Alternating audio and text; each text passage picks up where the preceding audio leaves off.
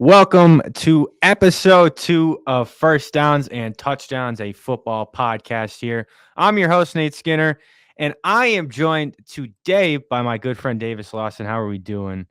I'm doing great, man. I just really appreciate you for taking the time to have me on the show. It's an honor, and I'm so excited to be here. You know what? I am glad to have you on this show. It's been a while since we really caught up and talked some sports. Now, today, before we get into the NFL Week 5 preview, can you believe it's already been 5 weeks of the NFL season already? I mean, it already flies by, or it always flies by, and you hate it because it's just over so quickly by the end of the season, and then it takes forever to get back to football season. But we're enjoying it while we can. That's the For sure. downside of the going by quick is there's only, 17 games or 17. I'm used Yeah, to yeah, 16 throws me off still a little bit once in a while right, when I'm trying to calculate records. right. But we are going to announce some accolades for the month of September, starting with the offensive and defensive rookies. This isn't AFC, NFC. This is just who's performed the best. Now, starting with the offensive rookie of the month, Jaden Daniels. I mean, let me just say, he has really showed out these past couple weeks. You beat the Bengals with a beauty to Terry McLaurin at the end of the game. That was a beauty. 897 passing yards, 218 rush yards, 7 total touchdowns, and 107.4 passer rating. How are we feeling about good old Jaden Daniels? Look, Jaden Daniels is one of those rare talents that you don't see quite often. And I think there were some people that were definitely skeptical about whether he would perform well or not in the NFL. And I knew that he was going to do well all along. I mean, I got the privilege of watching him play in person in Bryant Denny Stadium last year. And even though he lost that game, he had a great game. He had an exceptional game. His defense that year didn't really help him out too much at LSU, but man, he can do it all. He can throw the ball extremely well. He can run the football. He's just an incredible talent, and I'm excited to see what the rest of the season looks like for him. Well, you got to think if Turner didn't knock him out, I think Bama would have been more in for a game there. But once that happened, the Heisman winner at that moment went out of the game. And, as they say, Bama won that game, put an asterisk next to it. But Jaden Daniels, in my opinion, at the end of the day, we're going to look 5 years in advance. And we are going to see, in my opinion, that Jaden Daniels will be better than Caleb Williams. Bold take, as some people say. But I fully believe that Jaden Daniels has more of the, you know, skills to last long term in this league. I don't know if you remember Notre Dame game last year where Caleb Williams absolutely struggled against an elite defense. Yeah. But in my opinion, I just feel like Jaden Daniels will be better than Caleb Williams. How you feel about that? Is that a bold take or? Yeah, no, I don't think that's that hot of a take, honestly. I think Caleb Williams could still be a really, really solid quarterback in 5 years, but I think saying that Jaden Daniels is going to be better at that point in their careers, no, I don't think that's that bold of a take because I think he's the real deal. I'd agree. And then on the defensive side, we have Jared Verse, FSU product. He left at the perfect time. His FSU is in shambles right now. But his total stats right now, 19 tackles, 5 tackles for loss, a sack, and a forced fumble. Do you think that Dallas Turner should have been taken ahead of Jared Verse at the time, or do you think Verse and Turner went right where they needed to be?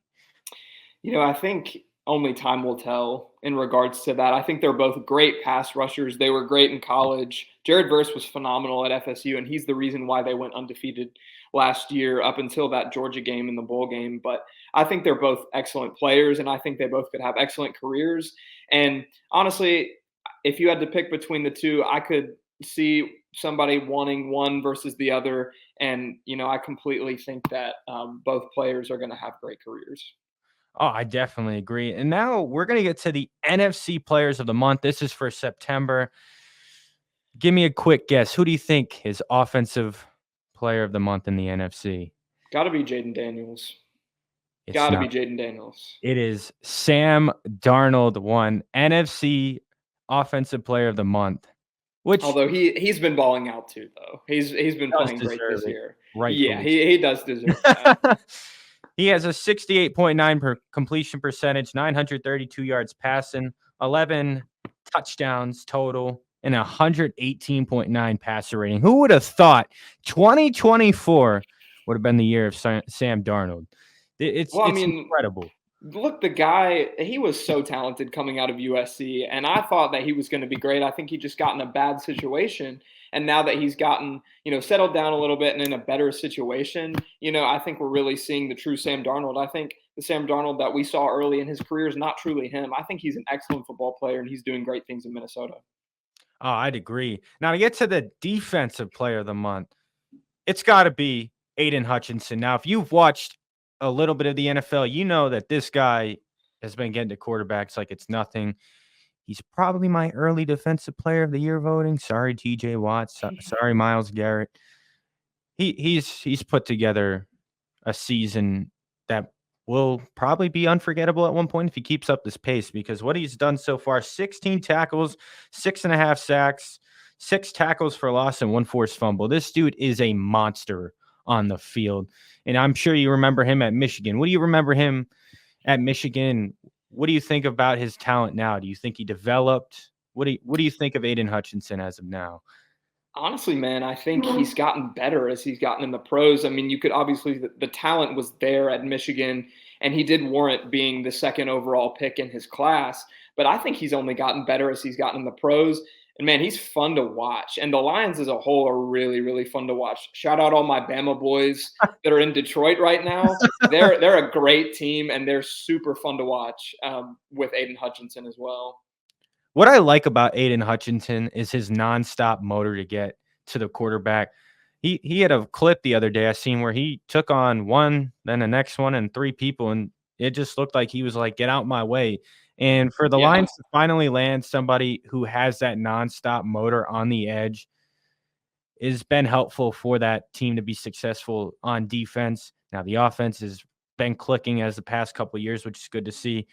But we're gonna look at the special teams player of the month here in the NFC. Brandon Aubrey, 43 points, 12 of 13 on field goals, 5 of 5 from 40, 6 of 7 of 50. Now, looking at kickers who have kicked from 50, it seems like it's been an easier mark as so far this season. Not a ton of missed 50-yarders unless your name's Justin Tucker at the moment. Is not looking good, but it's crazy to see that kickers are hitting 50-yard field goals more often nowadays. I don't remember that type of leg talent. What stands out to you when you look at kickers hitting more efficiently from 50-yarder?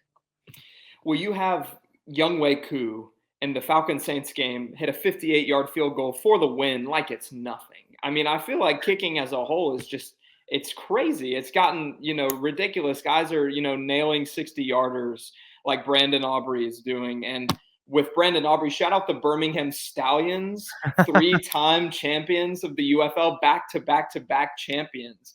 And, we shouldn't be surprised that somebody from the Birmingham Stallions is putting up these kind of numbers and just tearing it up in the NFL. So it's really cool to see him and his story and him have success in the league. Elite NFL kicker right here, Brandon Aubrey. Post Malone's favorite player. If you don't know, you know. And if you know, you know. You know what I mean? But we're going to look at the AFC real quick. AFC Offensive Player of the Month, Mr. Josh Allen from the Buffalo Bills. 814 yards, 106 rushing yards, 9 total touchdowns, and 116.5 passer rating. Josh Allen, with what he's done with his weapons so far, Khalil Shakir, I'm sure we're going to mention him once we get to that Texans-Bills game that we have coming up later in the show. Working with Khalil Shakir, Keon Coleman. There's just a lot of guys. Dawson Knox, Dalton Kincaid. There's just a lot of guys that Josh Allen has shared the sugar with, as some people would say. But what's been your thoughts on Josh Allen so far, early season through 4 weeks? I will say about Josh Allen, in the past, I have been a bit of a hater. I've hated on him and his turnovers, but this year he's really proving me wrong. He's taking care of the football. He's doing a really good job spreading it around, like you're saying. And I think that the Bills could be the team to beat in the AFC. They're really good. And yeah, they tripped up against Baltimore last week, but they've been really good so far. And I think they'll continue to be good and improve. And Josh Allen, he's doing great things in Buffalo.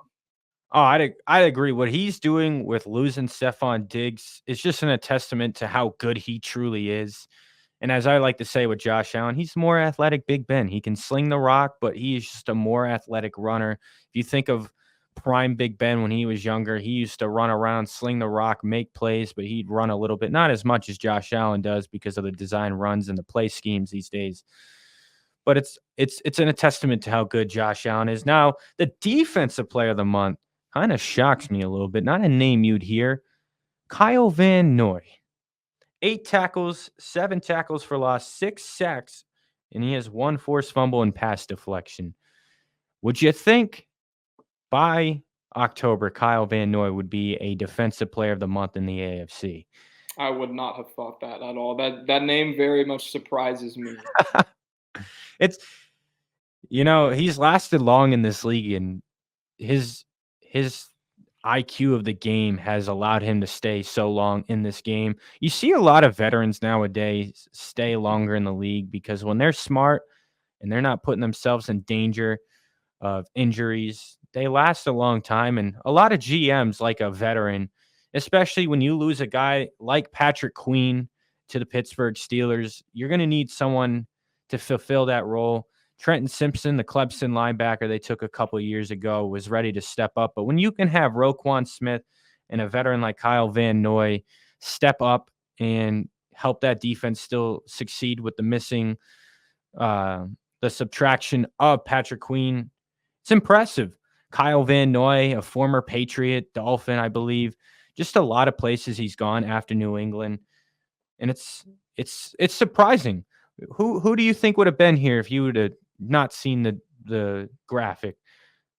Well, personally, if it was me, I would have put somebody from Bama. I don't know who that would be, but gotta shout out my Bama boys, no matter who it is. So you could plug in like Minka Fitzpatrick there. Brian Branch is a dog, any of those guys. But that's just personal bias. What about you? Who would you have put in this spot instead of Kyle Van Noy? I think it's tough because it seems like in the NFC you've had a lot of people step up this season. It's easy to do the AFC right now. I think Kyle Van Noy is a good pick. Nothing has stuck out too much, in my opinion. I think maybe one of the linebackers from the Colts has a shot. EJ Speed, someone like that from the Colts who's helped that defense sort of find their rhythm back. You watched that Colts Steelers game last week. We should have beat them, but the Colts played more physical, and you got to give it to those linebackers there in Indy who are ready to play. Um, it's so hard in the AFC because the NFC defenses have a lot more quote unquote talent or a lot more guys. I think that they made the right choice. But going to the AFC special teams player of the month, shout out to my guy, Chris Boswell. Chris Boswell, 39 points, 11 of 12, 2 of 2 from 40, and 5 of 6 from 50 plus. He single-handedly won his team the first game of the year with that kick and leg by putting up 18 points. And Chris Boswell, this isn't just a now thing. He is one of the most accurate kickers in NFL history, I believe, from what they were saying. He's just that good. He got signed from the Giants when they released him, got rid of him, came to Pittsburgh. And Chris Boswell is just a guy you can trust. Would you trust Chris Boswell in the clutch moments to kick a game-winning field goal for you? I trust that dude with my life. He's just money, dude. And it's like you're saying, I mean, he single-handedly won them that game against the Falcons. They didn't even score the Steelers didn't even score a touchdown in that game, and they were able to pull that victory out. And he's just a phenomenal kicker. And it's like we were saying about kickers in the past, they've just been lights out this season. I mean, for him to hit multi 50-plus yard field goals in that Falcons game is insane within itself. A kicker maybe hits one, but to hit multiple in a singular game is impressive. And it's really shown his ability to be a clutch and, reliable kicker. Having a reliable kicker in this NFL nowadays is what's needed to win some games. You might need that last second field goal. You might need a 3-point swing to help you come back. You might need those 3 points in the fourth quarter with 2 minutes left to help seal your victory possibly. So to have a kicker like that is nice. But now we are here for some fun. We have the first London game. We have the 2-2 New York Jets taking on the 4-0 Minnesota Vikings. Where do you start when looking at this game? So I think personally that this matchup could be the best matchup of the weekend. I think it's a really, really good game potentially. And the Minnesota Vikings have obviously been doing their thing and they're undefeated, and Sam Darnold has been balling. But in this game, I personally trust Aaron Rodgers. I think Aaron Rodgers is going to find a way to win this game against a really good Vikings team, against a good Vikings defense. And I think that he's going to pull out the victory in this one. You know, I think what's an interesting comparison, I have some stats up here. Aaron Rodgers, 82 of 128, 64.1% completions, 849 yards, 6.6 yards per attempt, 5 touchdowns, 1 interception, compared to Darnold's 73 for 106, 68.9%, 932 yards, 8.8 yards per attempt, 11 touchdowns, 3 interceptions. People are going to be high on Sam Darnold right now. But we just got to face the fact that this Jets offense is eventually going to get going. They've been off to a slow start, but eventually people will get on Aaron Rodgers' timing. That offense will get together. And I think that's a scary thought, because if they can get going this weekend, it's going to be tough to beat them. You have Aaron Rodgers, a veteran who's been in, you know, multiple situations in the playoffs when it comes to big games. He's even been in a Super Bowl himself. So, if he can get going and get himself into big games, these Jets are going to be hard to stop. And I think you got to expect Garrett Wilson to get going, right? I would say so. I mean, he's obviously Aaron Rodgers' top receiver and number one guy, and historically, Aaron Rodgers' number one target, is always phenomenal. And so I think he's going to look to get him going, and he's too talented to not get going at some point in the season. I know that Aaron Rodgers also likes to spread the ball around. Like, he's got some playmakers like Lazard and Mike Williams, who, even though he's kind of had an injury riddled career, he's a beast. He's a great player, and I think Rodgers can utilize him. But yeah, I would certainly think that Garrett Wilson will get started, and he'll have better production as the season goes on. I think when you look at the trio of receivers that are playing this weekend, you have the Vikings with Justin Jefferson, the return of Jordan Addison, who had a game last week. Jordan Addison from Pitt to USC, now in Minnesota. He's back. After last week, he showed that if he can play at that level, and that Sam Darnold's going to play at the level he is, that's a scary duo. But somebody who stepped up for them is Jalen Naylor. I don't know if you're familiar with that name, but as a wide receiver 3, it's almost like they let KJ Osborne go and they let Naylor step up, because Naylor has done his thing. But then for the Jets, like you mentioned, you have Mike Williams, Alan Lazard, and Garrett Wilson, which is a solid trio. You really got to think that that's going to be the receiver matchup to watch, is which trio is going to get going, spread the field. But I think something that's interesting to talk about is, when I did some research, Brees Hall right now is averaging a low of 3.1 yards per carry, and Braylon Allen, 4.8 yards per carry. Do you think there's something going on there, or do you think it's just the personnel usage that allows Braylon Allen to get going? I think that the Jets have to get their backs going a little bit more. I think Brees Hall is too talented to not feed the ball more. I think personally he needs more carries, and I think Nathaniel Hackett needs to do a better job of being creative and getting him the football, whether it's handing it off or throwing it to him. He can catch the ball out of the backfield. He's that talented, and so I think they just need to be more creative in getting the ball to their playmakers. I think what would be fun is, if you remember the Killer Bees back in the day when they used to have weapons, I think if you want to get Brees Hall going, try to line him up in the slot. Have setups of, Wilson, you could even have Wilson, Brees Hall, and another one of your receivers in Mike Williams or Alan Lazard. But maybe you can put Braylon Allen in the backfield and put Brees Hall out there in the receiving, because I think that could open up the offense a little bit. Because what would you expect out of a package like that?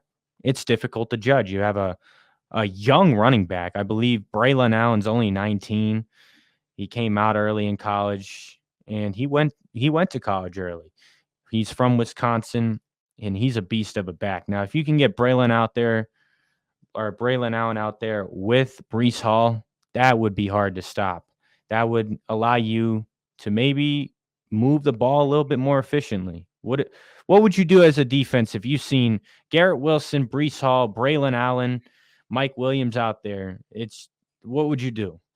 I don't even know. It's a tough situation just because there's so many playmakers, and I trust Aaron Rodgers to get them the ball too. So if I'm a defensive coordinator, I'm doing everything I can to shut down Garrett Wilson and force Rodgers to throw the ball elsewhere. But then if you add that element of having Brees Hall coming out of the backfield, potentially catching passes, it's something that's really hard. What would you do personally in that situation if you were a DC? I think it's hard because you want to try to play man against some of these teams in the NFL, but you really couldn't man them up. You would probably have to drop in a zone and hope that Aaron Rodgers doesn't slice you up. Because man to man, that is hard. Brees Hall, Garrett Wilson, Mike Williams, Braylon Allen. Because most linebackers, there's a shortage of linebackers that can go sideline to sideline these days. And unless your team has a sideline to sideline backer that could cover either one of Brees Hall or Braylon Allen, you're kind of in a tricky place because you can find good corners that can play man, but can you find sideline to sideline linebackers in today's NFL that can guard tight ends, running backs? I think that's what's difficult in today's NFL is linebackers. And to look at a defense that's thrived is Brian Flores. We're all familiar with Brian Flores. He was the head coach of the Dolphins, made a quick stop in Pittsburgh, but now he's in Minnesota. And let me just read you this defense off the trusty computer over here because when I wrote this down, it's insane how much talent they have on that defense. Jonathan Grenard, former Texan. What did he do last year? He dominated. I believe Blake Cashman also was a former Texan. And then you have Ivan Pace, Andrew Van Ginkel. You have Stephon Gilmore, Harrison Smith, Cameron Bynum, Shaquille Griffin, Byron Murphy, and rookie Dallas Turner. Shout out Dallas Turner, roll tide. The amount of talent on that defense is scary. And what Brian Flores has done with his scheme of sending multiple pressures, sometimes he sends 6 or 7 guys, but to have the talent to do that and have the back end that he does is impressive. What's your thoughts on the Minnesota Vikings defense that's been very impressive so far to start the season? Well, they've definitely been exceptional this far into the season, and I think they have the perfect combination of player personnel that you need to have a successful defense and great coaching on top of it. I mean, Pace out of Cincinnati, he's a great player. He was great at Cincy, and he went late Yeah. in the draft. And I thought he was going to go higher than that, and I thought he was an absolute steal. And if you're a fan of any NFL team, you would have wanted that guy. And the Vikings stole him. The Vikings stole Dallas Turner late in the first round. I feel like he should have gone way higher than he did in the first. And Like so to the they've got Falcons? that perfect combination of excellent coaching from Flores, and they've got great personnel. And I think guys like Dallas Turner, who are really young, Pace is also really young. I think they're only going to get better and improve. And this could be scary for NFL offenses. I think the crazy thing about Ivan Pace, he was undrafted. Nobody wanted him for some reason. And I remember when the draft finished, I go, "Where's Ivan Pace?" That's a linebacker that anybody would want. But the fact that everyone missed him and the Vikings come up yet again with another great player in this draft class is impressive. I thought that Ivan Pace should have been drafted way before round 7. He is a guy you want in your front 7. He's a guy that plays Absolutely. hard. He can run around, play fast in what you want to do in today's modern NFL. And it's crazy that the Vikings struck gold with him. And it's a testament to that front office of what they've been doing as of late. And now after that, we are going to take our talents, as they say, as Bill Belichick would say, on to Cincinnati. Where are you feeling about this game? What are your first initial thoughts when you think of a 2-2 Ravens team taking on a 1-3 Bengals team? This is 1 p.m. CBS. I just don't think this is going to be good for the Bengals. I think that the Bengals are trending down and the Ravens are trending up. I know the Ravens started 0-2, but I think they're kind of getting their mojo back. and Lamar's looking more and more comfortable. I think that the Ravens are probably going to take this one. But the Bengals need this one. They have to have this one. And so we'll see how it plays out. But certainly not the start that the Bengals have wanted for the first 4 games of the season. Luckily, they avoided the 0-4 start. That would have been tough for them. But I Yeah. think if you move to 1-4, it is not going to be the easiest climb back. 1-3 is already tough. Most teams I've heard that when you start 0-3 in the NFL, you don't come back. Right, Your right. playoff It's almost impossible to come back from an 0-3 hole. It's just extremely difficult. And I think Burrow's really good and he's got good players around him and they could have success, but I just don't know if that'll be the case this year. I think what's interesting is the Bengals have the offense to fight back, but their defense got shredded by the Commanders the other game. When you have a defense of Trey Hendrickson, I know his contract situation and where he's at right now isn't favorable to him, but when you have talent on that defense, I mean, Von Bell even came back. A veteran like that came back. You have Dax Hill, who from Michigan is in the secondary, and he's not a bad player. I truly think in that I secondary he agree. could be Yeah. good. You watched him at Michigan, fantastic player, and I think Cincinnati needs to unlock that at a more higher rate. And there's talent on that Cincinnati defense, but right now they're just getting shredded. And until they can figure that out, you might be in a 1-4 start. But the Ravens, here's where I stand with the Ravens. If Derrick Henry is going to run like he ran against the Bills and break off an 86-yard run, which is the longest in Ravens franchise history, you Roll wouldn't Tide. think that. Yeah, Roll Tide to that. I mean, the dude's a beast. Like even later in his career, it's incredible. he ages like fine wine. But if you're telling me that Lamar and Derrick Henry can play at the level they are, that is going to be that's going to be difficult to stop at any point in the season. And if Zay Flowers can really continue to keep growing this season, I think that's another element to their offense that can keep them in the upward trajectory. Now, I do think at the trade deadline, they might need to add another receiver, depending how the distribution goes. Mark Andrews feels like you haven't heard his name. I mean, I expect more from Isaiah Likely, maybe coming towards a certain point in the season. I don't know. It's weird not hearing Mark Andrews in the fold. How do you feel about the Mark Andrews situation? I think Mark Andrews will hopefully get going for that offense. And I think Lamar loves him as an option enough that he'll feed him the ball.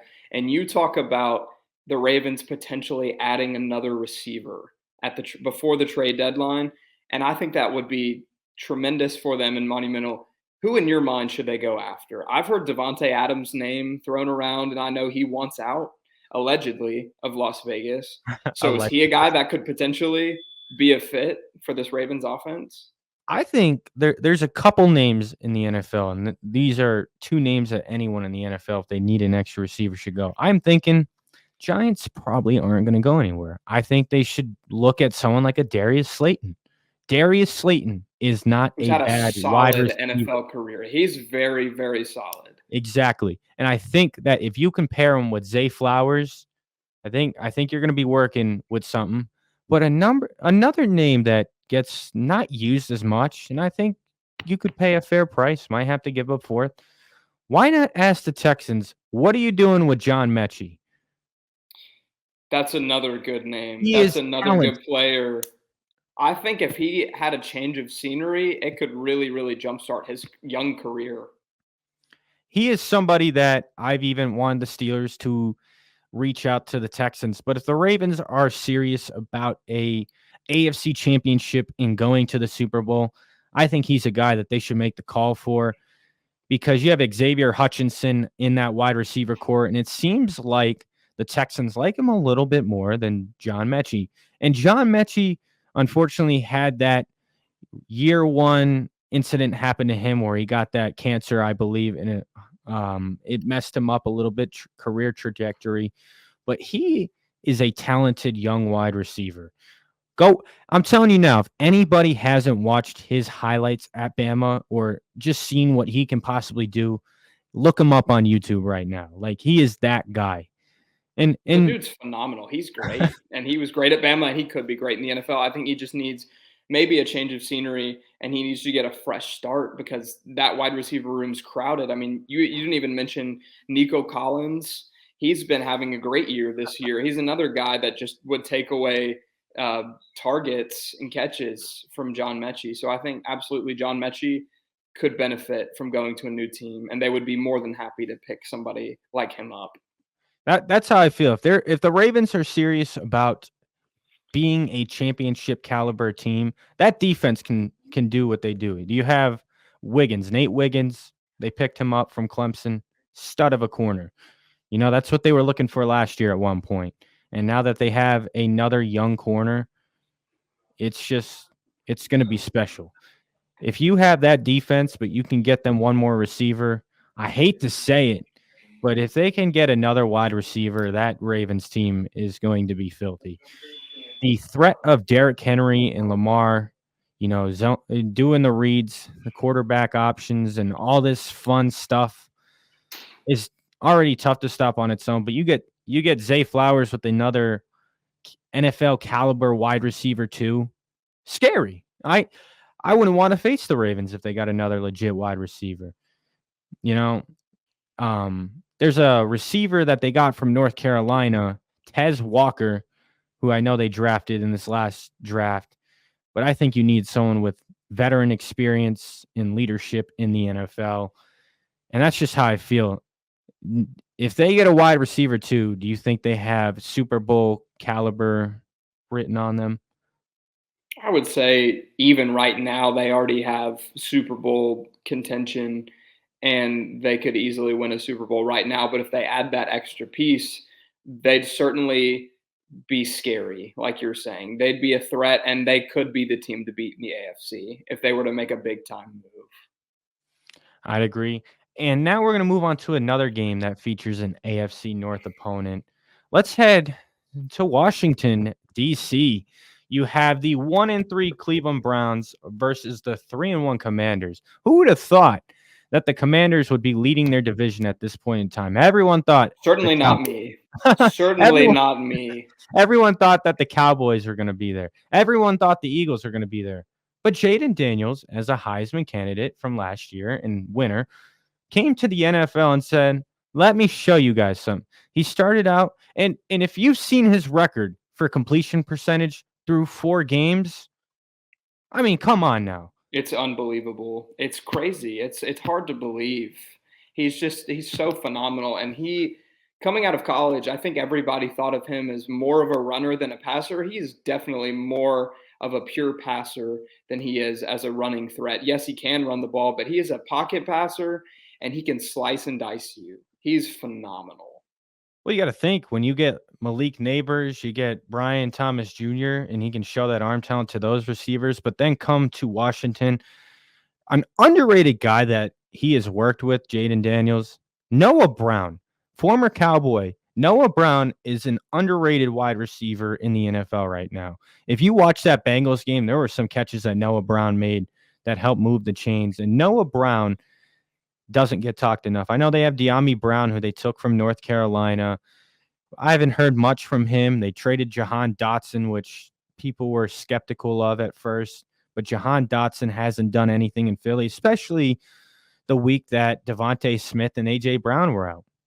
Where's Jahan Dotson? But Terry McLaurin, I think if with him finally having a quarterback, this Commanders team is scary on offense. It's game changer that Terry McLaurin finally has somebody that can consistently get him the ball because I've always thought he was phenomenal. Regardless of the fact that, he had a lot of quarterbacks come and go in that offense, he's a phenomenal, phenomenal receiver. And another thing I would say is you got to give a lot of credit to Cliff Kingsbury. It's a really cool story to see him go from being the head coach of the Cardinals and, not having as much success as he wanted to have. Smoked them last week. But he is having success as a play caller. He's doing a really, really good job calling the plays with the Commanders, and you got to give him a ton of credit. Jaden Daniels has been phenomenal, and their pieces on offense have been great, but Cliff Kingsbury has shockingly surprised me calling plays. He's been great. He smoked his former team last week. They put up 42 points on his former team last week. That's Took it personally. It's like that Michael Jordan meme, and I took that personally, except He Cliff took it Kingsbury. personally. He sure did. He But really did. it's a great hire. And let's not forget, it's a great hire by a new coach, head coach there in Dan Quinn.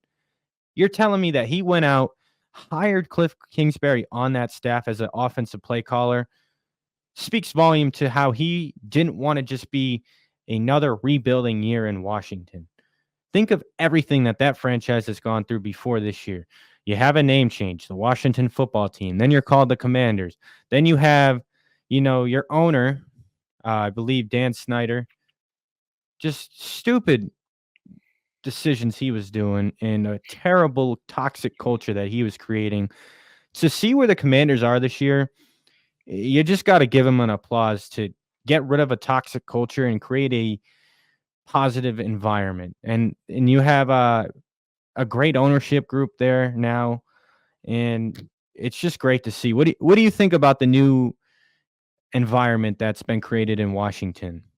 Well, I've been really shocked that they've had this much success early on. I thought that this year would be kind of a rebuilding year. And Dan Quinn, he's a really, really great coach, and he's a good guy. He has been a phenomenal defensive coordinator when he's been the coordinator out in Seattle during the Legion of Boom era, and he's had great defenses in Dallas. And I was a little bit questionable on him being a head coach again because when he was the head coach in Atlanta, he certainly took them to a Super Bowl, but I give most of that credit to Kyle Shanahan. Kyle Shanahan was the offensive coordinator of that team at the time, and Kyle Shanahan was one of the biggest reasons why that team went to the Super Bowl with the Falcons. But Dan Quinn is a lovable guy. He's loved by all his players, and everybody's going to rally around him. And it's like you were saying, he did a really good job going out and getting somebody like Cliff Kingsbury. And I thought that it was, something that we would have to see before I believe that they could be good, but they've shocked me. They really have. And, give them credit and just shout out to all the people in Washington because they've done a tremendous job this season. Kyle Shanahan staying blowing leads since that Super Bowl. That's unfortunate. Not really, but He's a phenomenal coach. He cannot get it done. He's one of the most brilliant offensive minds in the league, maybe ever, and he somehow can't get it done, man. Like I think he probably is due a Super Bowl by now just because he's been to so many and he just can't get it done. And I hate that he got to a Super Bowl and couldn't get it done with my guys, Matt Ryan and Julio Jones. I mean, those were some of my childhood favorites watching Julio, football growing up, I loved Julio. and I just hate it, man. I hate it that that Falcons team did not win a Super Bowl, but Kyle Shanahan's good enough that he'll probably get one at some point. Now we've talked about a team that's doing great. Now we got to look at this other team, the Cleveland Browns. Deshaun Watson, what are you doing, buddy? You have basically robbed the franchise in broad daylight. Like It's insane. It's insane. I didn't really think that Deshaun Watson would be the way he is now. Coming out of college, I thought he was going to be great, and he was great in Houston early in his career, but something's just changed, and I don't know what it is. I thought that, adding another piece in Jerry Jeudy was going to really help him out, and he certainly still has weapons. He's got Amari Cooper, he's got Njoku, who I think is a phenomenal player, phenomenal athlete, but yeah, I just don't know what's going on. I think that Kevin Stefanski should be on the hot seat. I think that he's a great coach, he's a great play caller, but his time's kind of coming closer and closer to an end if he does not elevate this team to be a playoff team. I think what they need to do is forget 1-4. If you are serious about trying to make a playoff run, you need to start Jameis Winston. And there shouldn't be a conversation about that. It should be a right now. If you have a defense with Myles Garrett on it and that defense is trying their all, they need a quarterback that is going to try every week to be competitive, be in games, not late in games like last week where you almost came back against the Raiders. They need someone like Jameis Winston. Now, I know Jameis Winston, isn't somebody that you want to put out there right now with that Cleveland team, but he's a veteran. Or even who's their quarterback they took last year? I'm not sure. I can't I think don't of know. the name off the top Yeah, of my I'd have to Hold look on. that one I got up. I got to look this up right now because um it's just you got to make the quarterback switch. So you're saying that they should even go to, if they don't want to pick Jameis, they should go to a young guy and try to get him going? Dorian Thompson Robinson. They should either go to him or you got to go to Jameis Winston. Watson is not going to get you in the playoffs. Watson is not going to have you compete. If you go to 1-4 with Watson, you have to have a serious conversation about the quarterback position. It can't be, well, wait and see how Watson does. And if you drop to 1-5, you can't then put the conversation there. It has to start at some point after this game if they drop to 1-4. I think that I completely agree with you, the fact that they should start Jameis. I think Jameis is a guy who's going to bring the energy. Guys love him. They're going to rally around him. They can have success. Jameis has had some success in his career. He's a veteran, like you mentioned. I wouldn't be opposed to making a move like that. It's something that you seriously have to consider if you want to go somewhere. And in that division, let's just say the Bengals dropped to 1-4 and the Browns dropped to 1-4. I mean, now it's just a conversation between the Steelers and the Ravens. But if the Browns are looking for a serious conversation in the AFC North, you have to make a quarterback change. No ifs, ands, or buts. I would You know, completely agree. I think going to Jameis, that's certainly a move that could elevate them and at least get them in the conversation of maybe making the playoffs. I'd agree. And now we are going to take a look at another wonderful game. The Buffalo Bills 3-1 versus the 3-1 Houston Texans at 1 p.m. on CBS, called by one of my favorites, Iron Eagle. It's The just best, legendary. the GOAT. I love Iron Eagle. But this could almost be a primetime game realistically at this point in the season. Now, if this was later in the season, it's probably getting flexed. But right now at a 1 p.m. slot, still perfect. You get this, you get the 4 o'clock games aren't as entertaining. I almost think too bad you can't flex right now because of rules. I almost think this should have been a 4:25 game. I would You know? completely agree. Yeah, I think it should not be a 1 p.m. game. It's too good of a matchup. It means too much. It has huge implications potentially for seeding moving down the Oh line. yeah. I think when you have CJ Stroud versus Josh Allen, that is a quarterback matchup to watch. That is must see TV. You have CJ Stroud. I mean, Joe Mixon and Damian Pierce, unfortunately, I believe will be out this week, which you turn to Cam Akers, which Cam Akers still isn't bad. I know he had his injuries, but he's still a capable running back. But that trio of receivers, until somebody can figure that out, you get Nico Collins, Tank Dell, and Stephon Diggs. It's a great trio. And like we were talking about before with Mechie, Mechie's got to get out of there, man. Like he needs to request a trade because they've got too many good receivers. And Mechie, I think, would just do so much better in a different situation. But yeah, we didn't even mention Tank Dell earlier. He's phenomenal. He's been phenomenal in his young career. CJ Stroud, I mean, a lot of people thought he was going to have a sophomore slump, but he looks comfortable in the year 2 in the NFL. Even coming out of Ohio State, like I was still huge on CJ Stroud. Still think that, this controversial opinion I got you on here, but maybe the Panthers missed out on CJ Stroud, and now they're stuck with Bryce Young in a sticky situation that they're in. And it's one of those things where he got blessed in the right situation. D'Amico Ryans, one of the best coaches, young coaches, I should say, in the NFL right now, and one of the best newest coaches. D'Amico Ryans came in, immediately went to the playoffs, and now he's having another successful year. And it seems like the Texans organization is in to win right now, which is huge.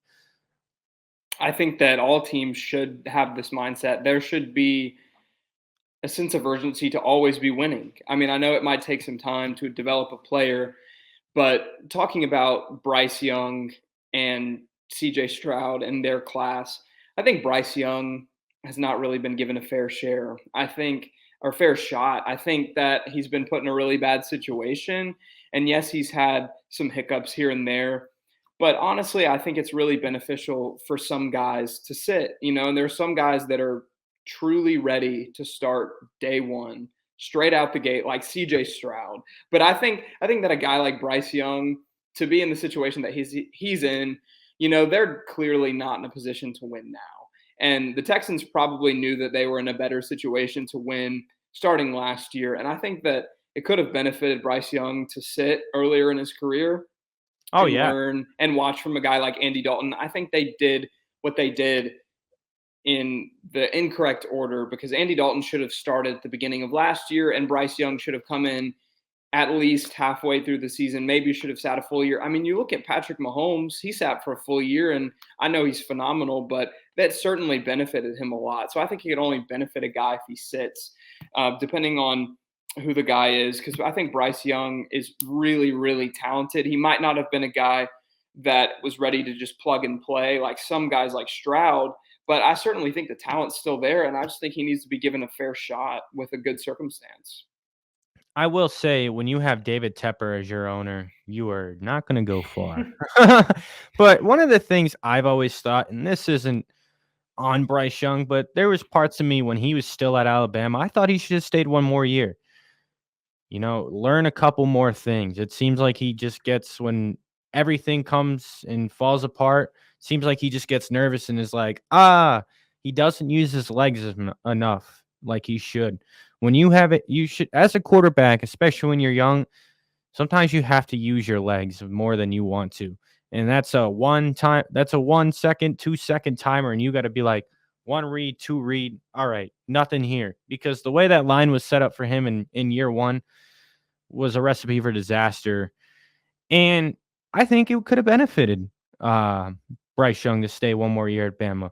How many quarterbacks do you see that stay an extra year and end up succeeding? A good amount over time. If you go back and look through NFL history, there's quarterbacks that they stayed one more year when they could have came out and they looked successful. You look at Jalen Milrow now. Jalen Milrow, he certainly could have gone last year, and he probably would have been late round pick, like fourth round or so. But he's significantly improved his stock this year, and I mean he's the Heisman candidate, or he's the leading Heisman candidate right now, and he's improved his stock in 1 year. So he's a great example of that.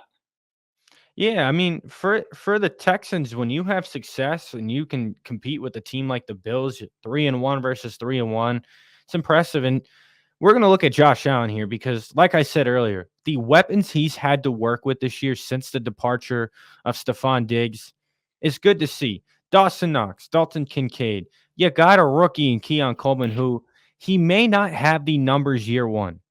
I'm going to say that now. He might not have the flashy year one numbers, but let him get going year two, year three. He'll show you why he was so good at Florida State. I mean, just turn on that Florida State film.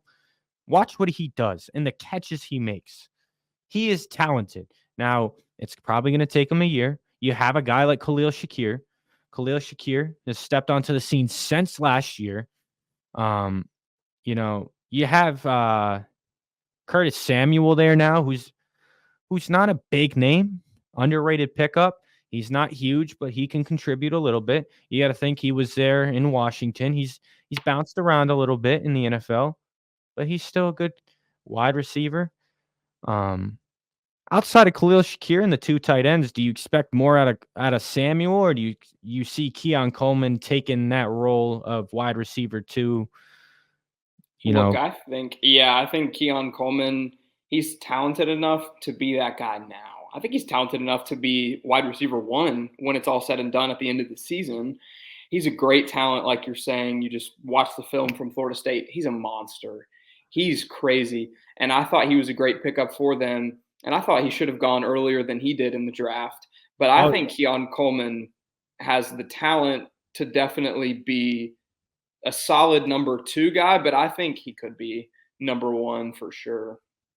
I think this is going to be a game that really shows us how good both quarterbacks are because both defenses are tough. Buffalo got their butts kicked last week. We're going to just say that now, but Buffalo does bounce back after a tough week.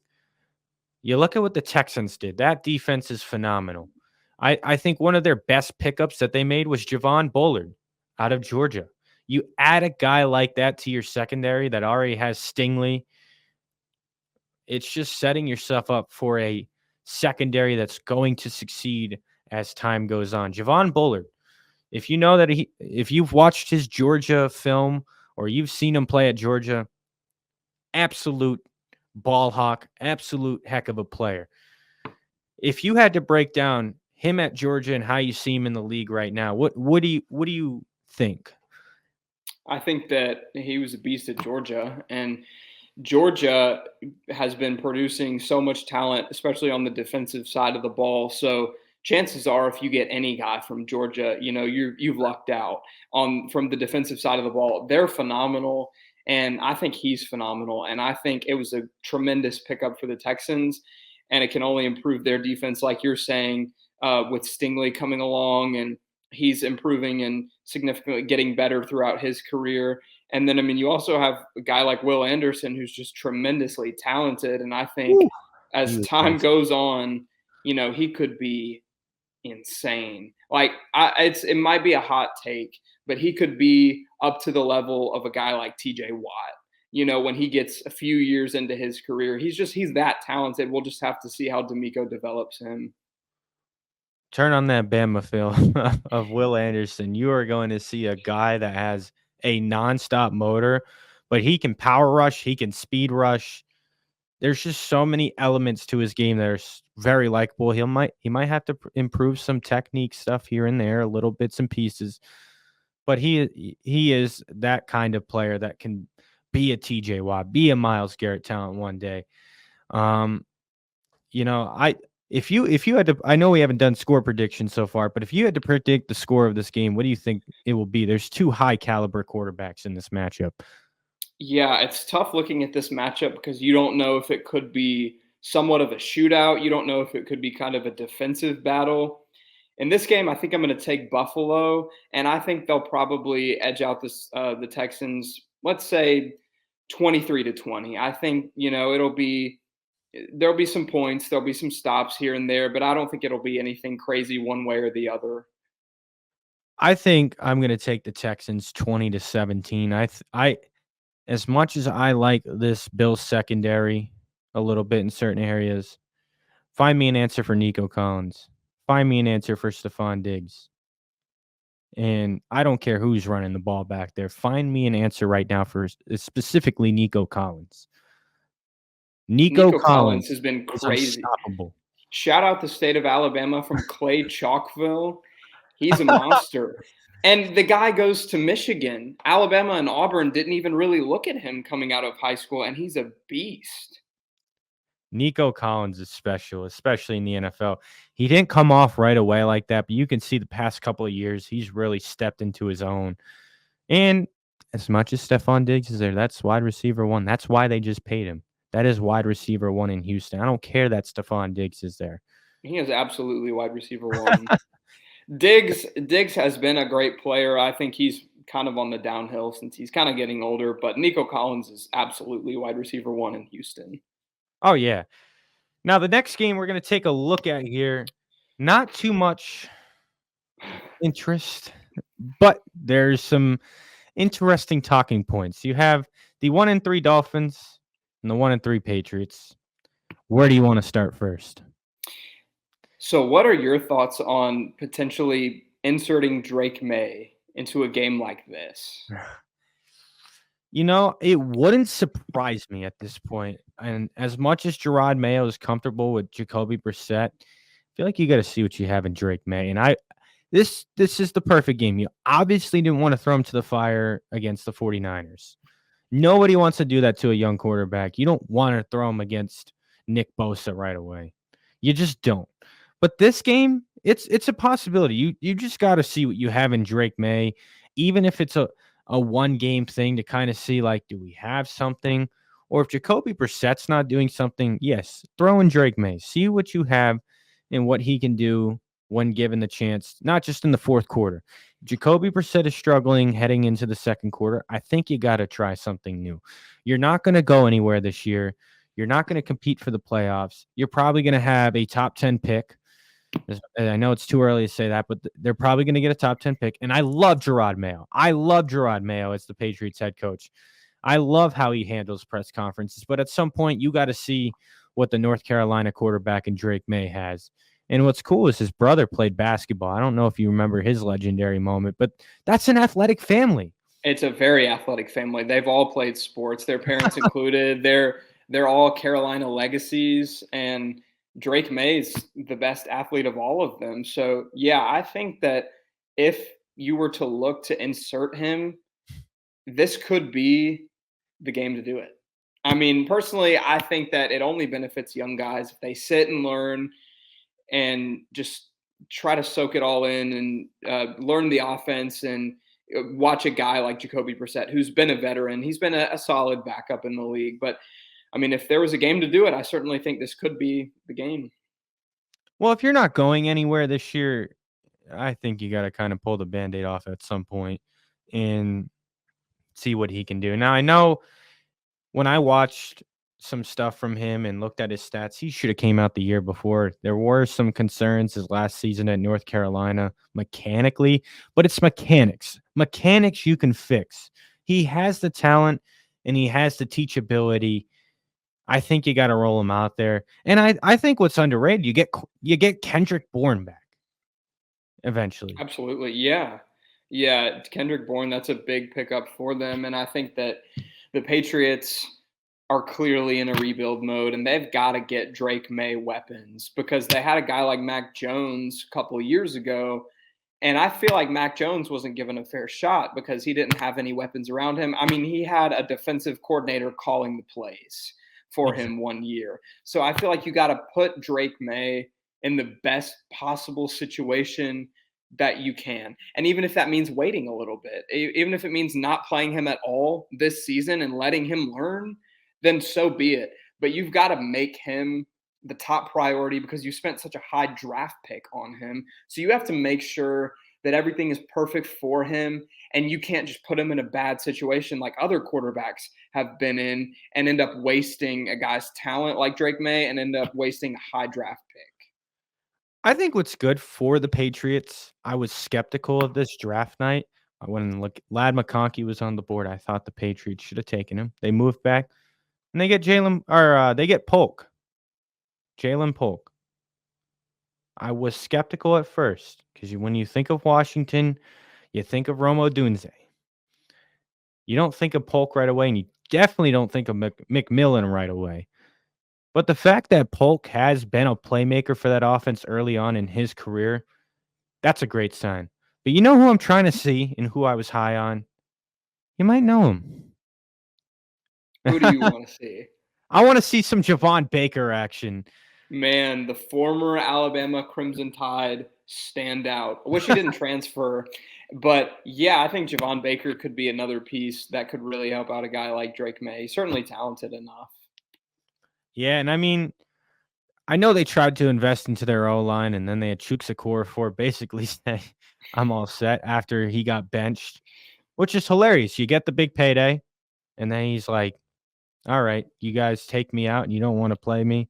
He is on the not with the team list right now, or I forget what that's called, but um, I believe City So went down again, who's supposed to be great for them, but Robinson has stepped up on that line for them, and you know, I think that line needs slight improvement, but that can be very fixed in this next draft if you take the approach. Maybe take two linemen again and keep that line young. Sometimes you got to keep a line young. You have David Andrews, who's on the fringe of he's got to retire sooner rather than later. At this point, David Andrews, New England loves him, but eventually he has to go. And that's when you have to start looking at centers. You have to look at tack. When you evaluate your offensive line, when you're the Patriots, anything is on the table from tackle to your other tackle. And I think that's important heading for a New England future. Who do you like in this matchup? It's tough. I watched Tyler Huntley and that Miami Dolphins offense not look on page. There was a ball that Huntley actually threw to Tyreek Hill that he underthrew it instead of launching it and letting Tyreek Hill run under the ball. If you have Tyreek Hill, and I say this, and I know I don't play football at the high rate, but if you're a quarterback and you have Tyreek Hill one-on-one, chuck that thing up and let him run under the ball. He If down you've there not somewhere. watched him run a 100-meter dash in a race, just let him throw up the ball.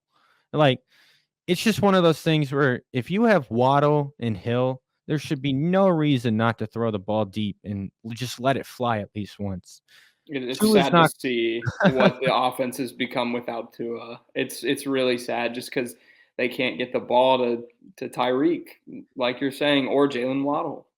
Here's the real question, though. Do you move on from Tua after this year and look at one of the quarterbacks from this draft? It's a really, really tough decision that you would have if you're the Miami Dolphins. I think that Tua's situation is, first of all, really sad. I It feel is. really, really bad for the guy because you know he wants to go out there and play the game he loves, and he's super talented as well. If you're the Dolphins, I think that you really get a feel for where Tua's at. You know, Tua might be in a situation where he's thinking about being done with football. You know, who knows? Of course, that decision's up to him. But if you're the Dolphins, I mean, I don't think it would be a bad thing to have that in the back of your mind to potentially be looking for another option. But it's something that probably won't be resolved or clear until maybe later in the season. I think if you're the Dolphins, maybe a guy you have to keep on your list is Shador Sanders, because I think that's when you're going to deal with less drama. I think he'd be a good fit for that Dolphins team. Let him throw to guys like Tyreek Hill and Jalen Waddle. And I don't think, as much as, sometimes Shador drives me nuts, I'm willing to say that he has the potential to be a solid quarterback in the NFL. Oh, for sure. For He sure. has the talent. It just, does he have the personality to tone it down at times? And I do think it's funny what he said to Cam Newton over the weekend. That's a different time to touch on that.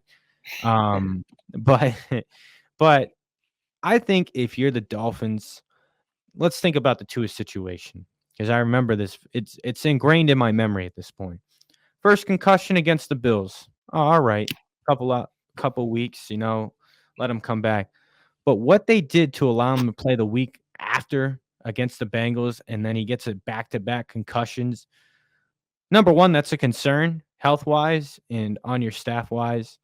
Obviously, what's hurting Tua is how he falls. It seemed like the last concussion he got, he forgot his tactics of how to slide and go down, because he was trying to do all that. I think it was jiu-jitsu training to learn how to fall correctly. Um, and then you have that. And then Christmas Day that same year against the Packers. We didn't find out he had a concussion until later that day. That's 3 concussions in one single year of NFL football. Then you're telling me you have another one like this year? That is 4 concussions in a short span. That's not healthy, you know? It's just not healthy. And I think at some point you have to evaluate and say, Tua, we care too much about you. And I think for the Dolphins, I know you just paid him the big contract, but I think at some point you got to work with Tua to say, hey, might not be able to pay you all this contract, but we'll pay you some amount of this contract so you can enjoy your family and not be dealing with problems later down. And I think it's okay if you look at someone like Shador Sanders or Jalen Milroe, or one of these 2025 NFL draft quarterbacks. You have to seriously look at your future and consider the cost of what happens when Tua goes out. Tyler Huntley, he's not bad. Forget that Pro Bowl that he has, that's fake. I'm going to say that right now. That is a fake Pro Bowl. Fake That news. is fake news. Exactly. But even with Tyler Huntley, why do you think no one really signed him or took him serious after he left the Ravens? Because he's I not just he's not that I good. think I mean a decent backup, but I mean, you're not really going to go tremendously far with a guy like him. I know the situation with Tua is very unique, and it's a different situation from anything we've really seen, but I just don't know how much you can really do with him. The question I would have for you, if you're the Dolphins, do you look at trading for a guy this season before the deadline? Like a Bryce Young? Potentially. Somebody like Bryce Young, that's a good option. Somebody else, maybe. What are your thoughts on them maybe doing something like that? I'm willing to touch on this subject a little early. It's the next team we're going to talk about. Why not ask the Steelers about Russell Wilson? If Fields comes out and Why plays not? another heck of a game, I think the Steelers should stick with Fields. I But completely agree. why not ask the Pittsburgh Steelers about Russell Wilson? I know Russell Wilson's still coming back from his calf issue, and it's one of those things to put up to watch. But I think you could ask the Steelers for Russell Wilson. You wouldn't have to pay a high price. Bryce Young would be more of mine. I would call the Panthers and ask, "What do you need for Young?"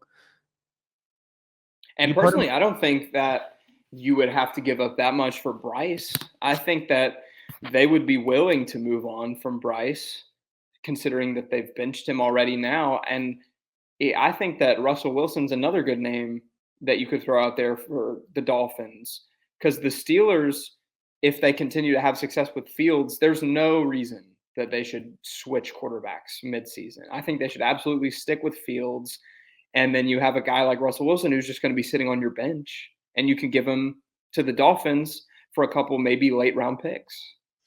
I think one of the biggest losses, and we're going to talk defense here for the Dolphins.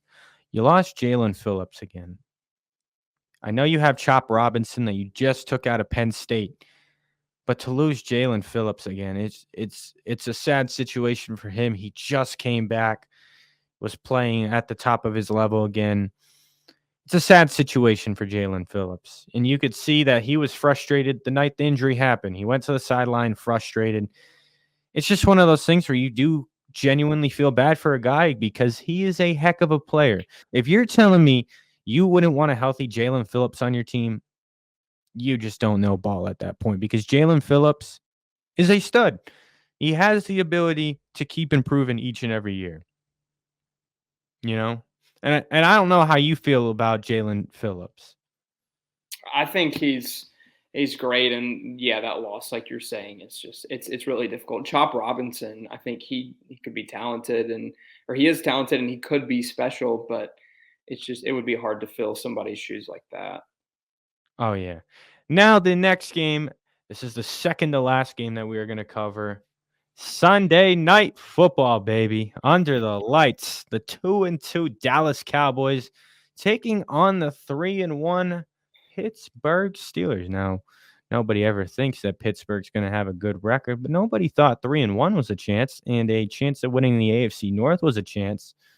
But the way that the chips have fallen, what do you think so far? I think that the Steelers have made a lot of great moves this offseason. Firstly, I want to start off talking about Arthur Smith. Arthur Smith did not do a great job calling the plays in Atlanta, and I don't think he did a great job as the head coach, but I think he's in a perfect situation. Mike Tomlin's obviously a defense first guy, and I think that Arthur Smith, with his mindset of always trying to run the ball, have some play action off of that, I think that it is a perfect marriage with the Steelers and Arthur Smith. I think that Arthur Smith is really complementing Justin Fields and his game. And he's the kind of quarterback that Arthur Smith likes. He's a mobile quarterback. He's a guy that can get out of the pocket. Arthur Smith likes to move the pocket around. And I think it's a perfect situation for a lot of parties involved, including Arthur Smith, Justin Fields. So I think they've got a really great formula. If the Steelers continue playing defense the way that they do, continue to be able to run the ball, feed guys like Jalen Warren, Najee Harris, who are both really, really solid backs, and they're both good together, and I think they complement each other really well. I think it's a really, really good formula, kind of more of an old school style of football, but they could certainly win the AFC North. I have some concerns with Najee Harris so far this season. He runs well, but there's just this running style. I know he's not a zone runner, but sometimes even going the middle of the field, he is a tough runner. And I will give him that. But sometimes he does not hit the hole when he should. And it's not that he's bad. I just think sometimes he tries to be a little elusive back when really he's a power back. And I don't mean that in any bad terms. Najee Harris, for what he should be doing, should be hitting those holes at full force running downhill. He is a downhill power back. There were times that Bama's, I feel like I watched a game where the hole would collapse immediately and out of the pile. What did we see? 4 or 5 yard run out of him because he would just hit the hole at for full speed. And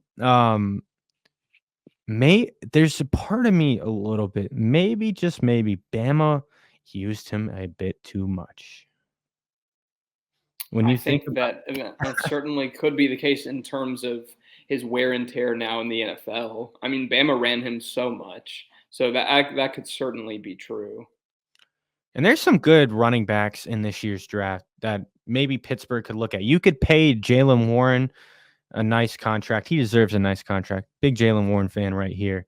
Um, but there's so many good guys in this year's NFL draft for running backs. Ashton Genty, he ain't making it to where the Steelers pick. But a Devin Neal and Ollie Gordon. You also have DJ Giddens. If you know who DJ Giddens is in the college football world, Kansas State running back. He's incredible to watch. I don't know if you've seen any DJ Giddens out of Kansas State, I can't say that I have. but he is a phenomenal runner.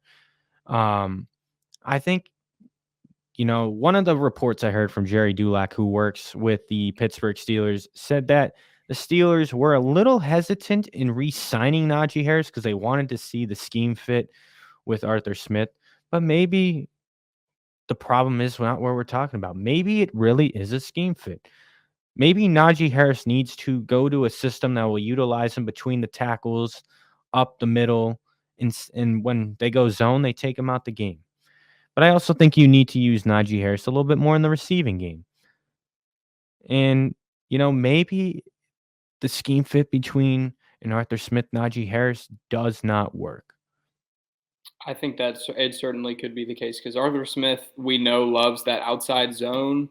And like you're saying, Najee is a little hesitant to kind of hit the hole sometimes. And I think he's a between the tackles guy for sure, run him up the middle. So maybe it is a scheme fit. Maybe it's more so just on that situation more than it is on Najee as a running back himself. And I mean, let's be honest here. When you look at Atlanta, who was their main running back when Arthur Smith was there? Should have been Bijan Robinson. But who emerged? Someone like Tyler Algier. And I love Tyler Algier. If I had a chance to pick him up as a running back too, he'd be on the roster. But it seems like Arthur Smith likes to run that type of scheme with a guy like Tyler Algier. Now, Jalen Warren isn't healthy at the moment, but if he was, I'm sure you'd see plenty more of Jalen Warren. And I think that no matter what Najee does this year, I could see the Steelers and Najee Harris, mutually parting ways because of the scheme fit. And Bijan Robinson didn't have a bad rookie year. He still performed amazingly. But when you watch a lot of Falcons games, you would see number 25 in the game, Tyler Algier. Now I know you can attest to this. What do you see from the Falcons that is mirroring to the Pittsburgh Steelers? I think that this season, the Falcons are doing a lot of what they did last year. They're running Tyler Algier, and Tyler Algier is having more success than Bijan Robinson. And last year, Falcons fans were crying for Arthur Smith to feed Bijan Robinson the ball. And it seemed like he simply wouldn't do it. And it seems like more of the same is happening this year. And then in Pittsburgh, I think the running back room is a little different because I think in Atlanta, Bijan Robinson's a clear running back one. And then you have Tyler Algier as number two, even though Tyler Algier is great. In Pittsburgh, I think that it's more of a committee. I think that Najee's probably still going to get the nod as, being considered a running back one, but it's really a committee, and you really should split the carries between both of them. And I think that Arthur Smith needs to do as good of a job as he can to utilize Najee's skill set. Because even though he does love running the outside zone, and a lot of teams in the NFL love that scheme, they love the outside zone running game, running play action off of it. It's really successful. But I think that you could help out Najee by doing things like you're saying, getting him more passes, getting him out of the backfield as a receiver. I think he's versatile enough to do a lot of stuff like that. So maybe Arthur Smith, if he tweaked the offense a little bit more, maybe it could benefit all parties in that running back room with the Steelers. And I've even texted you, I think, a couple of times this season, not that Najee isn't a zone runner. And it's not that that's not in his skill set. That is just not where he is best in his skill set. Every running back has one skill set. There's some running backs that are good on the outside zone. There's some that are better between the tackles. And I think that is why you have the perfect marriage of Najee Harris and Jaylen Warren. I mean, Warren can do both very well, but if I bet you if Jaylen Warren was healthy right now, if they were running zone, I'm sure you'd see more of him out there. But when you look at this defense for the Pittsburgh Steelers, last week they struggled against the Colts. Miscommunication, that shouldn't happen. There's so many guys on this defense. You have Patrick Queen, you newly acquired. Dante Jackson, who I'm huge on. You have Deshaun Elliott. Let me just say, I am a huge Elliott advocate. Best free agent signing we made on that defense. And then you draft a guy like Peyton Wilson. Are you kidding me? I know he had the ACL injury, but you get him in the third round. Now we're still waiting on Roman Wilson, which sucks. He doesn't look 100% healthy due to his ankle injury that he had the week I went to Latrobe. But I don't think that defense should play like they did last week. So I expect a better game out of the Steelers this week. But we're going to head to Dallas because last week, CeeDee Lamb finally is back to CeeDee Lamb. But interestingly enough, they used him a little bit as a running back. And it's interesting to see a legendary team like the Cowboys struggle with the run game.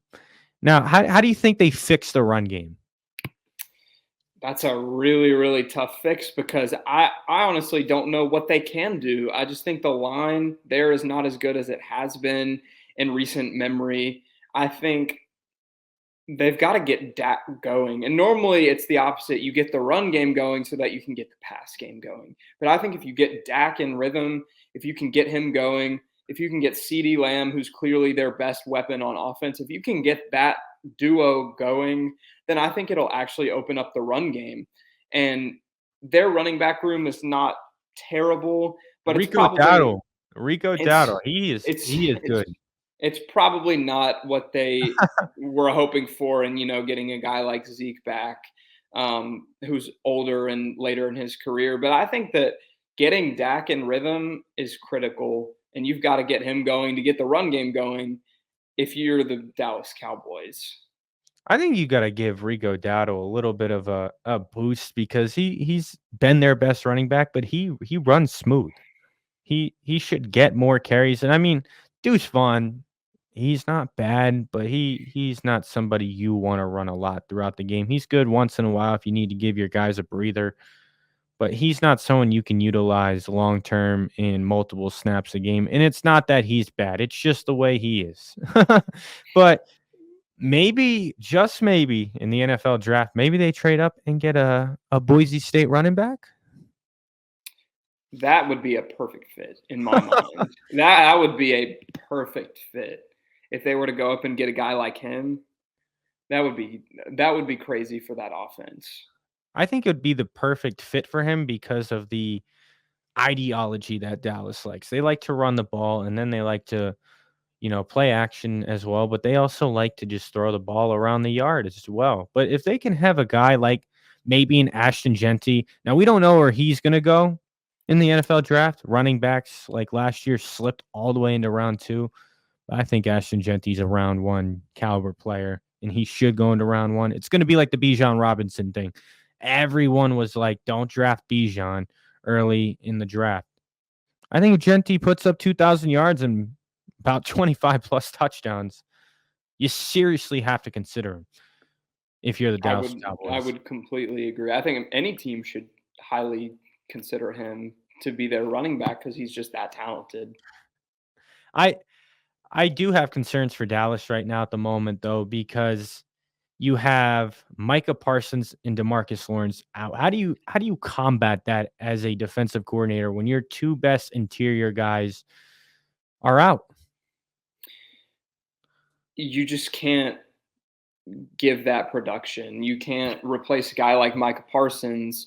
And I think the Cowboys, excuse me, are severely missing Dan Quinn. I think Dan Quinn was excellent as the defensive coordinator there, and I think they're really missing him there in Dallas.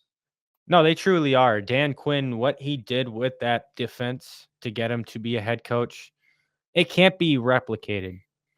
It takes a minute to find your next defensive coordinator, and I think that's what they're settling into.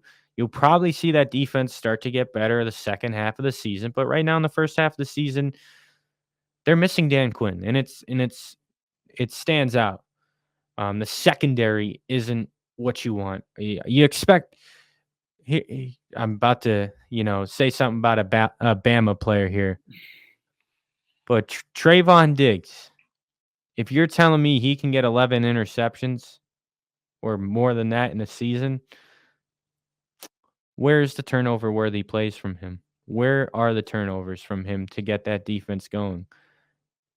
I think if you're the Cowboys, this might be a bold take. This might be a hot take. I think that Trayvon Diggs would be a great safety, and he's been a solid cornerback, but he's better hawking the ball and getting interceptions and creating turnovers. I think if you make him a safety, then it could really help him out, and I think it could maybe give a boost that this defense needs. I like that take. I think with someone like Diggs who likes to, jump passes, we've seen that a lot. His record breaking year. Trayvon Diggs would be a great safety because when you think of safeties, what do they like to do? They like to play deep, and when they can get a chance to break on a ball, when they play their deep cover 4 zone or cover 2 zone or just a deep zone in general, it's fun to watch because then they can make those turnover worthy plays. But I don't think that's a hot take. I think that's a smart take. Now, to some people, it definitely is a little bit out there, but I think it's a smart move. It could certainly help out this Cowboys defense, and you have a guy like Minka Fitzpatrick, for example. He played cornerback at Alabama and then made that transition to be a safety. And he's got those cover skills from being a cornerback, and then he's converted to a safety where he's just a natural ball hawk. And I think that Trayvon Diggs should absolutely be a safety, and he could be a great safety. Even though he's a solid cornerback in the NFL, he does give up a lot of yards at times, but he does have great ball skills. And I think that he would be a tremendous safety if they made that move. Should they use him like a Travis Hunter? And well, he did play wide receiver at Bama. He did play wide receiver and defensive back at Bama. He's ultra talented. He's a great athlete. If you people are gonna ask me where my Bama sources are, right here. This guy Davis, Bama source right here. So if you ever ask me where I'm getting my Bama sources from, it's gonna be this legend right here. I'm He is guilty a as Bama charged. legend. Now, the last game to wrap this podcast up is the Monday Night Showdown Bum, bum, between bum, bum. between the Saints and the Kansas City Chiefs, who are 4-0. What do you think has contributed to the Saints' past 2 games of slow offense? I think that they really need to get Kamara as involved as possible. I think you have a guy like Olave who's a phenomenal receiver, but Kamara, even though he's getting older and he's getting later in his career, I think you have to get him the football in whatever way possible.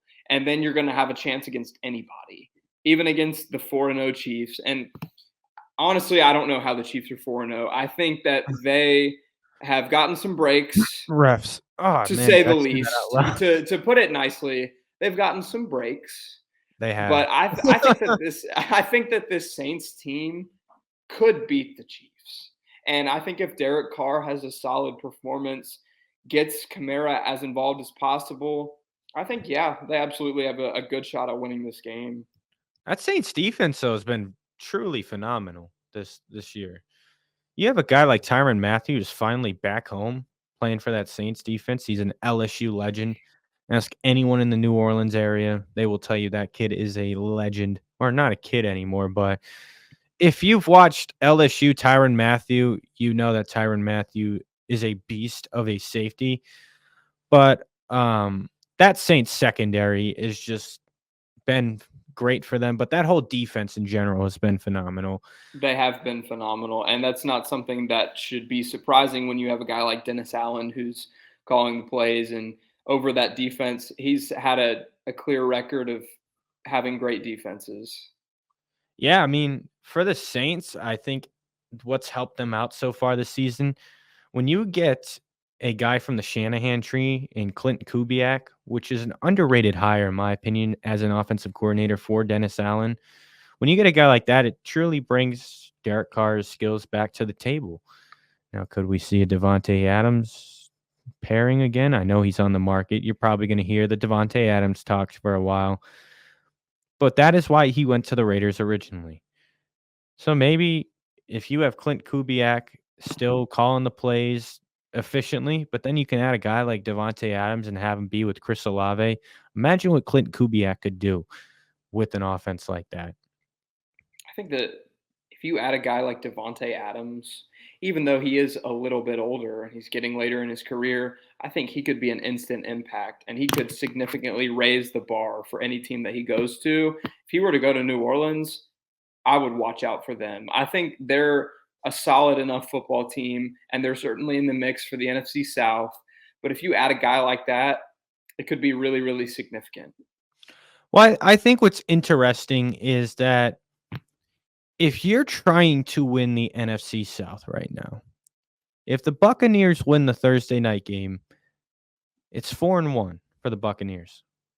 Or if it goes the other way, the Falcons get an edge. But if you think you have a shot legitimately at the division, and who knows, the Super Bowl, it's in New Orleans this year. If you have a chance to stay at home this year, compete for a Super Bowl, I think you got to reach out for Devontae Adams. If you feel like you're a contender and that Clint Kubiak's offense is going to do the job for you, you have to at least make that phone call once or twice. I think the question with the Saints in regards to something like that, do you think that Derek Carr is enough and that he is capable of taking this team to a Super Bowl? I think he is. I think that the Saints are lacking a true another wide receiver, another helper. Not that Rashid Shaheed is bad. He's great. But defenses are not going to worry about him.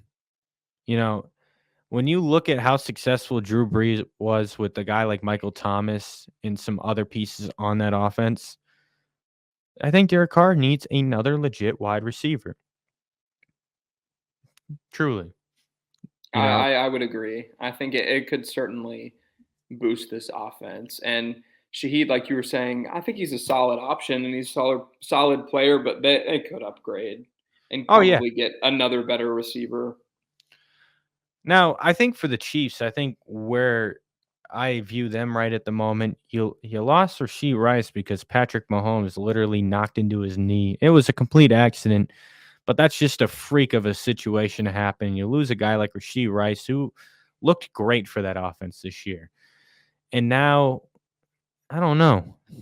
Who screams deadly to you besides Xavier Worthy because of his speed on that Chiefs offense? Well, I was just about to say Xavier Worthy. I mean, outside of him, I don't really know of anybody that you would be too concerned about. You certainly wouldn't be, as a defense, too concerned about Juju Smith Schuster. Travis Kelsey's been horrendous this year. And Yes. I just don't know really kind of where you go if you're the Chiefs. And Andy Reid's going to have to come up with something and he's going to have to be incredibly creative with all these guys that are down in Kansas City. Pacheco's down, Rice is gone, and there's just a lot of questions about this team, even though that they're 4-0.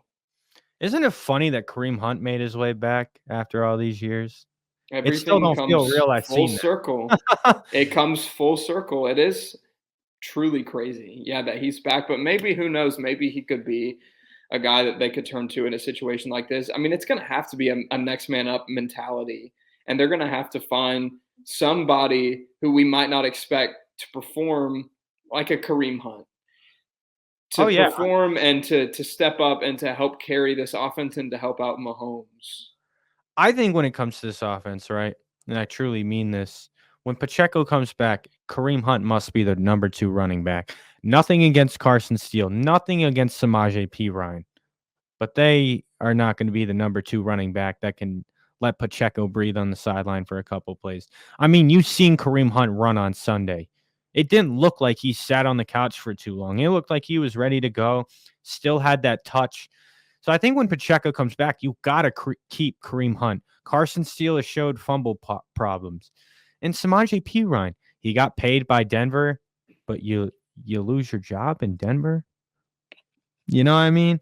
Like, Yeah. not a legit running back there. And I think another thing that you have to look at, like we mentioned with the Ravens, the Chiefs are going to be another person at this deadline who are looking for a receiver to add. You know, That could be a good fit for Devonte Adams. I think we already touched up on him, maybe joining the Saints, but I think he could be a really good fit in Kansas City. see, the problem with that is that's an in-division trade in a rivalry, and I think the Raiders would get a second and a third from, or second and a fourth from another team before they take the Chiefs offer. I just, as much as Devontae could end up there, I think that the Raiders would hold the Chiefs to a higher standard than another team. For example, I feel like if the Saints were to offer a 2025 second and fourth, I think they'd take that over the Chiefs offer. You just It's a, have to send them elsewhere. If you're the it Raiders is right a now, good point that it is in the division. I don't think it would be out of the question if they were willing to give up a lot for him. They mm, might take that offer, but they probably would look somewhere else. But if divisions were not an issue or anything like that, Devonte Adams would certainly be a good fit in Kansas City. he would be a Chief instantly if there was no AFC West, and that. Absolutely. But that's gonna do it here for the show. I know it's a long one, but there were some good touching points that we had. I'd like to thank my boy Davis Lawson for joining. I appreciate you coming on today, and it was a lot of fun. It was great, man. I appreciate you having me on and would love to do it if you ever have any more time in the future. Would love to hop back on the show. Thank you so much again for everything that you've done and just welcoming me to the show. It's been awesome. Well, I like to say you did a great job. You did it. This I guy is a appreciate it. first-time media personnel. He don't act that I way. I appreciate it. I appreciate it. Not as good as you though. Trying to get to where you are, my guy. I appreciate it. I still got a lot of work to do, but that's going to do it here for first downs and touchdowns. Now, up top is my Twitter and my Instagram and the YouTube. Make sure to subscribe to the channel. Follow the Insta, follow the Twitter. Always some high quality content on Twitter, and I'm starting to post a little bit more reels on the Insta. So make sure to follow there. Where can we find you if we're looking to find some good content? Yeah, if you want to hit me up on Twitter, my at is _Davis_Lawson_. And my handle is Ryan Williams Enthusiast. So if you're looking for some really, really good sports content in general and just some really good Bama content, absolutely hit me up on Twitter. I'd love to interact with you guys. Or if you just like to laugh at Auburn fans, he is a master at doing that. Some people say that I do troll a lot. So But that's elite content right there. But that's going to do it here. Make sure to subscribe, and we'll be back next week I'm sure I'll be back, but maybe Davis makes another appearance next week. You never know. But Who that's going to do it knows? here on First Downs and Touchdowns. Thank you for listening.